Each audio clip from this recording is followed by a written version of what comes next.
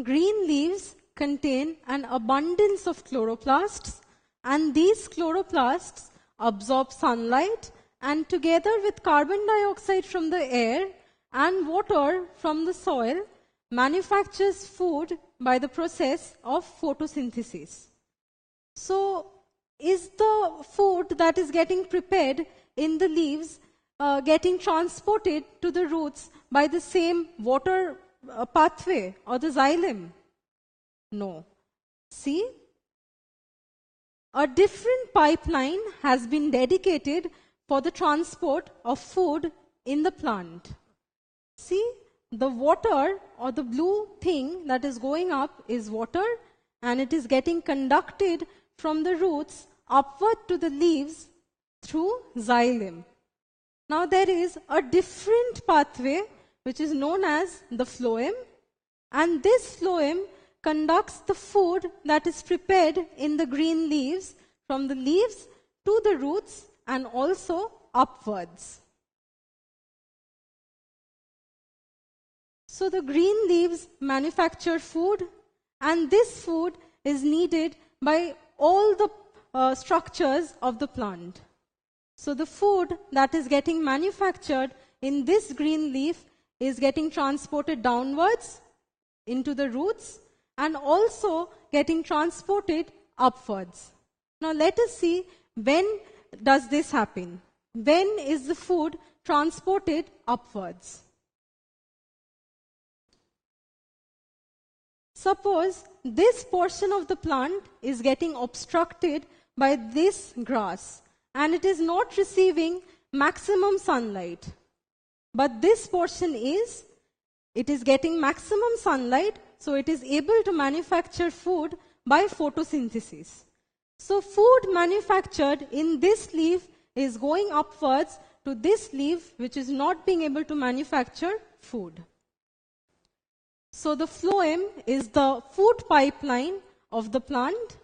They conduct food below from the leaf to the roots and also upwards if certain leaves are not being able to manufacture food because of less amount of sunlight or other reasons.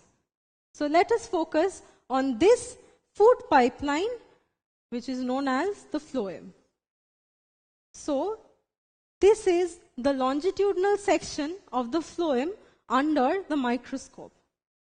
See, you can see different kinds of cells here. Now notice all these cells have a very thin cell wall. And they have a lot of intracellular space. By intracellular space, I mean the space within the cell. So this space is a lot in these cells. So all these characteristics point towards the parenchyma cells. So all the cells that make up the phloem are living parenchyma cells. Then why is phloem a complex tissue? Well, it is a complex tissue because all the cells are different structurally. See, this cell is structurally different from this one, and these two cells are again very structurally different from this cell.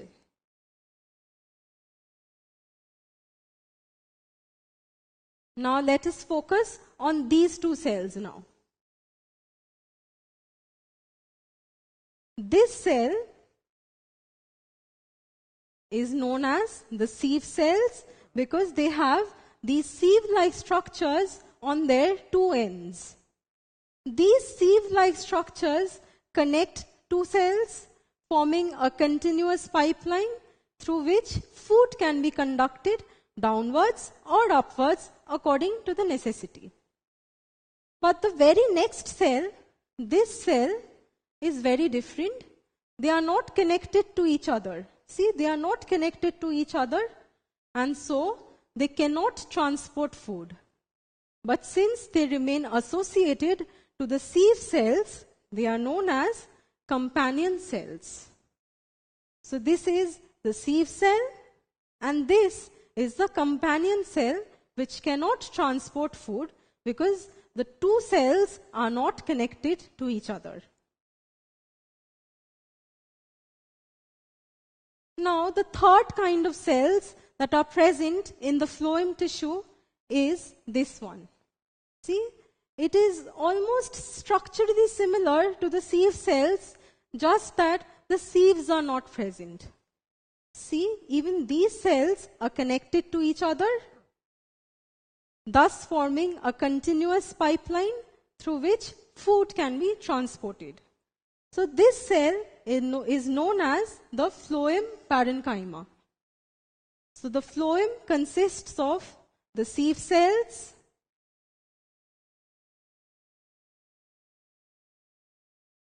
the companion cells, and the Phloem Parenchyma.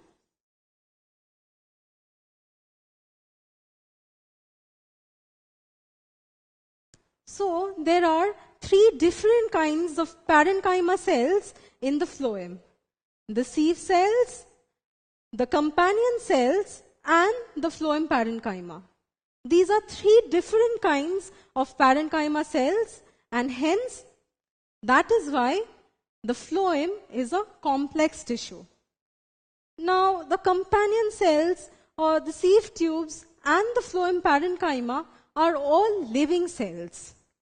Now, living cells will die after a certain point of time. So even these cells die, and the fate of all these three phloem cells is a dead cell. So when cells die, the cellular organelles present inside the cell will disintegrate and die, and the cell wall becomes even more thicker due to additional depositions on them, depositions such as lignin.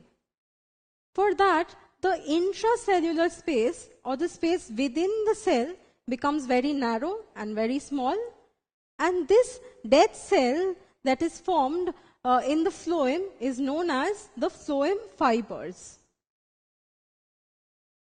And these phloem fibers are stored outside the phloem. Well, see, this is the phloem, which is the food pipeline of the plant, and this is the xylem. See, the phloem is towards the periphery of the plant. So the phloem fibers, which are dead cells, are getting stored outside the phloem. So probably they are getting stored in this area. Now let us see what is happening in a jute plant. So let us see what is happening in the jute plant. The phloem fibers are situated towards the periphery. So the workers are keeping it immersed in the water so that the outer layer is getting disintegrated and the phloem fiber is getting loosened up. Now the workers are pulling off these phloem fibers and keeping it aside. So this is the phloem fiber of the jute plant. The phloem fiber that is situated towards the periphery and which the workers pull out is this. This jute is used in manufacturing jute bags and other products like clothes or shoes. So this is the jute, which is the phloem fiber of the phloem.